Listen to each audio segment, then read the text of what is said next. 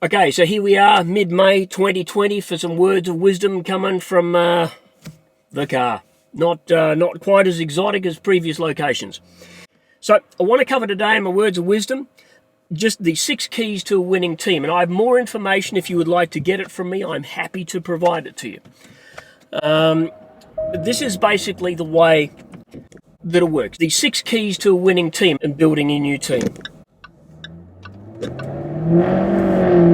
So, first key to a winning team, strong leadership. Now, there are 2 types of leaders. One is the aspirational leader, the influencer. Now, the aspirational influencer is somebody whose team is inspired to operate at a higher level of productivity because they aspire to be like their boss. Now, there is also the manipulative leader. And it's a term I've sort of invented called aversional manipulation. Now, aversional manipulation, aversion is where you want to get away from pain. And manipulation, even though manipulation is valid in leadership and in business, it will get you transaction frequency, it doesn't get you loyalty. So you look at the forms of standard manipulation that we can have in business. There's a sale on, quickly, hurry before the sale ends. For the next 10 orders, that is manipulation. A sale is manipulation. A staff bonus program, incentive program, commissions, they are all manipulations. So as I said, they're very good at creating increasing transaction frequency, but the moment you stop the manipulations, there is no underlying loyalty. So the first key to a winning team is strong leadership that I will typically take my clients through. Now, the second key to a winning team is a common goal. I am staggered when I work with businesses how few owners have shared any sort of vision or goal, either for their own lives or for their business, with their staff. So the staff come to work because they get paid because of the manipulations, but they're not inspired because they want to achieve, like Action does, genuine world abundance through business re-education, or because they want to be part of an incredible business that is a global empire and is franchised, or because a business that is philanthropic or charitable or community-based, or.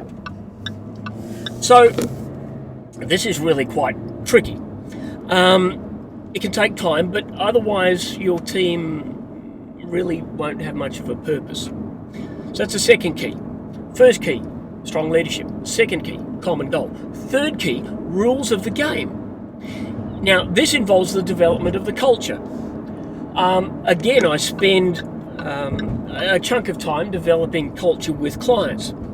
So the way that I do it is we get the entire team together,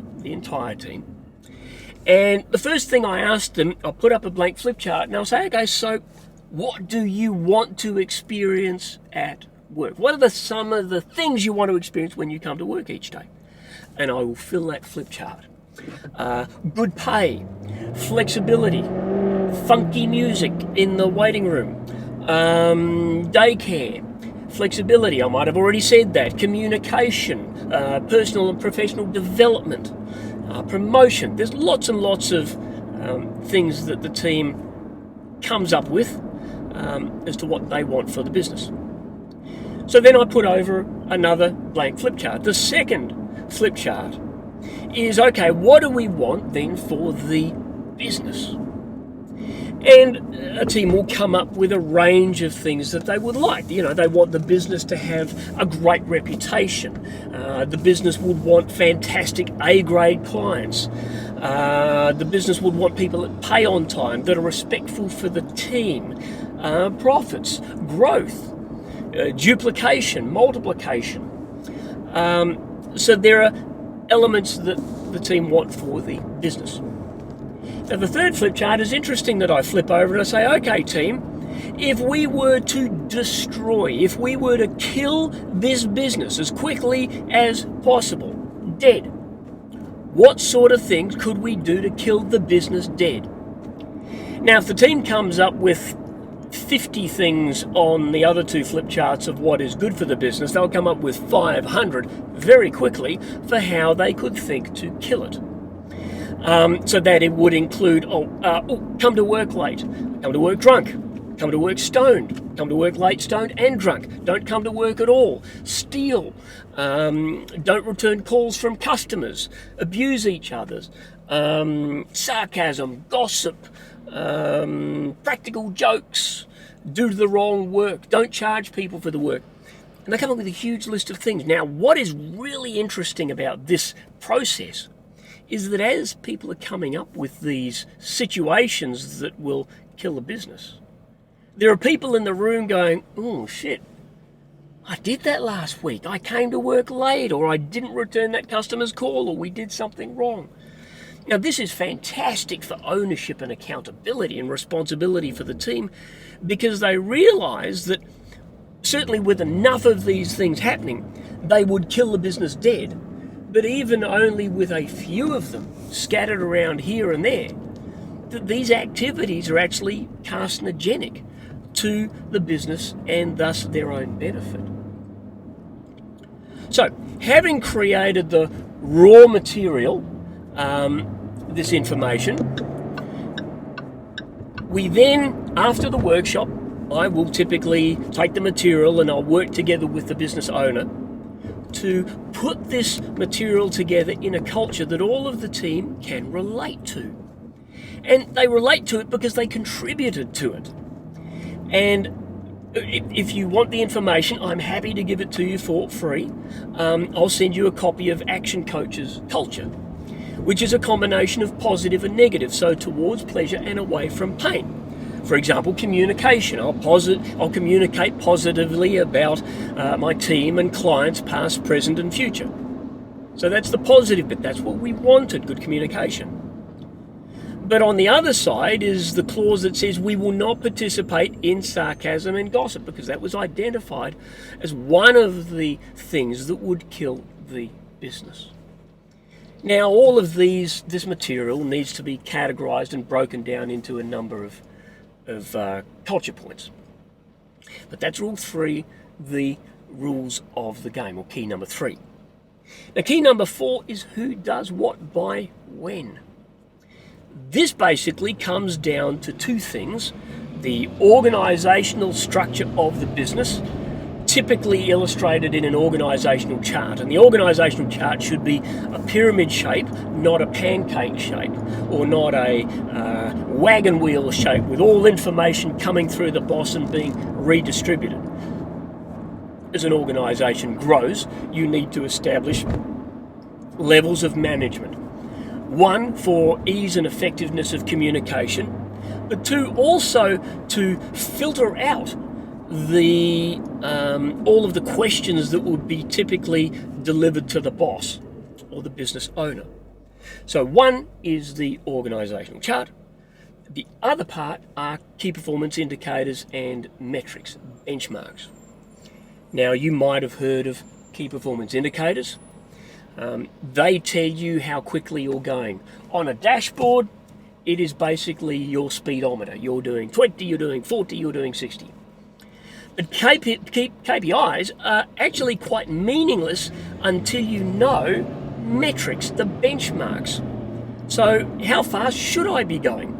I'm doing 20 kilometres an hour.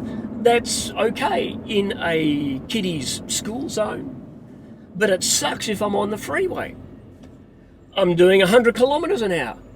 That's awesome on the freeway, but not good in a shopping centre car park. So you've got to have those two things, particularly now with some of your workforce potentially working from home. I've seen it during this COVID crisis. Everyone's working from home and they go, things don't seem to be going as quickly. They don't seem to be doing as much work at home. Well, there's a lot of distractions at home and there's no accountability. But how do you know they're working slower? Or it's just intuition. It shouldn't be intuition. You should have empirical, historical, demonstrable data. You should be able to say, okay, before we worked from home, you were doing 25 quotes per day. So we know that a quote takes, let's say, 15 minutes to do a quote, on average. So now how many quotes are you doing at home? I'm doing 5. Well, okay, what did you do for the other 6 hours of the day? We know exactly, surgically, how much of a comparison is happening versus what should be happening, just as an example. So that's the fourth key to a winning team, the rules of the game. Who does what by when? Rules of the game was key number 3, the culture. So rule number 4, who does what by when? Rule number 5 is awesome. Rule number 5 in most of the workshops that I run for clients is almost like an intervention for the business owner. Because it states support risk taking. Now on the face of it, what the hell does that mean? Well, what is the greatest risk that a business owner, or what is the greatest risk that an employee can take in a business? The greatest risk is making a decision. It's risky. Do I make the right decision? Am I going to get into trouble? Is it the right decision? Now, most business owners don't want their staff to make decisions. 1, because they fear loss of control. 2, because there's not training or systems to define the boundaries of decisions. 3, it can be counterproductive to most business owners' belief and value system of I'm the business owner because I make the decisions. If I didn't make the decisions, I'd be impotent as a business owner. So what happens there is the business owner creates an environment by which they need to make every decision. John, do I go to lunch now or at 1? Go now. See that, everybody? I made a decision. I must be the business owner. So the declaration of I will support risk taking is I will support you, team, in the risks that you take, making your decisions within the boundaries of the systems and your authority. 5th, and it also obviously states for the staff that, wow, we're allowed to actually make a decision now. What the hell? The 6th key to a winning team is 100% involvement and inclusion. So, the question is, what's the difference? Involvement is the staff or the team member's prerogative. The team member wants to be involved. Hey everybody, can I be involved? So that's my responsibility. But I was pretty uncoordinated at school. I'm ambidextrous, so team games were not that crash hot. So I would be that kid that was typically picked last for the team sports. It didn't matter how much I wanted to be included, it was up to somebody else whether they involved me. So involvement is the responsibility of managers and team captains and the owner. So that puts the onus for everybody's participation, some responsibility for it on both ends. So they're the 6 keys to a winning team. Now, there are 3 ways that you can build a fantastic team. You can DIY, do it yourself. Watch this video, listen to the video. I'm happy to send you a PowerPoint that will help you take your team through a workshop. You can try and do it yourself, DIY. The other way that is most effective is DWY. I can do it with you, or your coach can do it with you. So that basically means that I'll work with you and we'll develop your vision so that it is eloquent and inspirational for the team.